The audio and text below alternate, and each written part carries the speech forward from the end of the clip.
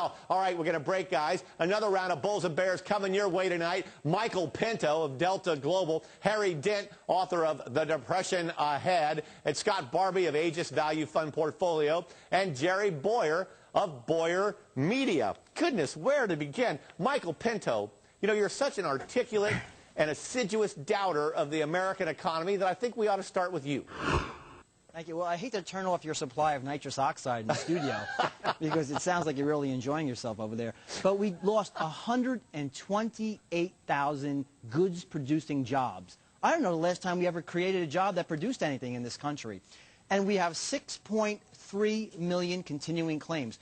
People are not getting hired. This will be a jobless recovery, just like we had coming out of the last two recessions. And I'll tell you the reason why. Because our job creation has been predicated upon the servicing and building of asset bubbles. Okay, well, a couple of thoughts here, Michael. First of all, I'm sorry, sir, but you don't get any Cristal tonight when it's time to uncork that baby. I'll just hook up to your nitrous oxide. Second of all, did you see that jobs chart I showed where you saw those job losses go peak at 740,000 and suddenly that next part of the V comes up and it's getting less and less? You're expecting to just go right back down. How about you, Harry Dent? Unemployment's going to go right back up, huh? Hey, Dennis, we've been predicting a recovery in the economy. We've been predicting a bear market rally even back when our book was written in mid-2008, and we're saying it won't last. There's been major shocks to the U.S. consumer, even bigger shocks to the U.S. banking system, and all this stimulus will only last so long. Okay. So we think things are going back down, and we think between now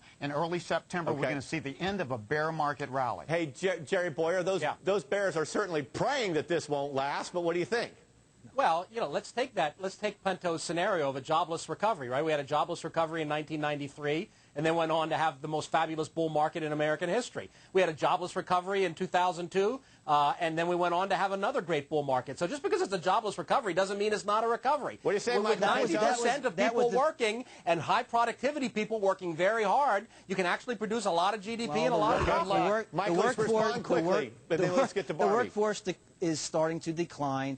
And as I said before, this is all predicated on the building of asset bubbles. We have to wait till we generate another asset bubble so we can service that. Hey, and that's going to occur after a few years. Let me tell you, when you're talking about a jobless recovery, Jerry, didn't we have a huge bubble in housing? We had to wait a few years after the 2001. Yeah, but that huge bubble in housing, I mean, he's talking 1993 was the start of the run-up, and we didn't have some bubble burst until 2007. 1987, we had a Scott Barbie, where are you in the middle of this Just because there's a bubble in an economy doesn't mean the whole economy is a bubble. Go ahead, take a shot. 40% of all jobs created. Michael, cease and desist, please, sir. Let's go to Scott Barbie. I need to let him get a point in here, babe. We're bottoms-up investors, and we're long-term focused. And it seems to us that there's as many names on the watch list as we've seen in the last, probably 10, 15 years, with the exception of the last 6 months. So, I don't know exactly how what happens in the next 3 months, but it certainly looks from a bottoms-up perspective that there are a lot of interesting names around for good investment. I'm sorry to show my stupidity here, but what do you mean by bottoms up? Because it sounds to me like your rear is high in the air and your head is in the sand. No, what do you mean by bottoms up? Yeah, we screen hard for good companies, companies that are trading cheaply on the metrics of book value, and we're seeing a lot of those still on our lists. We're finding some of the best opportunities that we've ever seen. Right. Jerry Bowyer, I want to end this little segment with a bull because I am entirely biased. Can the rally continue? Yeah, and by the way, that bottoms up refers to the Cristal, so enjoy yourself. There you go. Yeah, of course it can continue. Look, everyone's talking about, we're going to get a correction. I don't know, we may or may not. But how many bulls on your show in the past week or on Larry's show have said, well, wait for the next correction before you get in? That next correction is like, shooting that gun off. That's the start.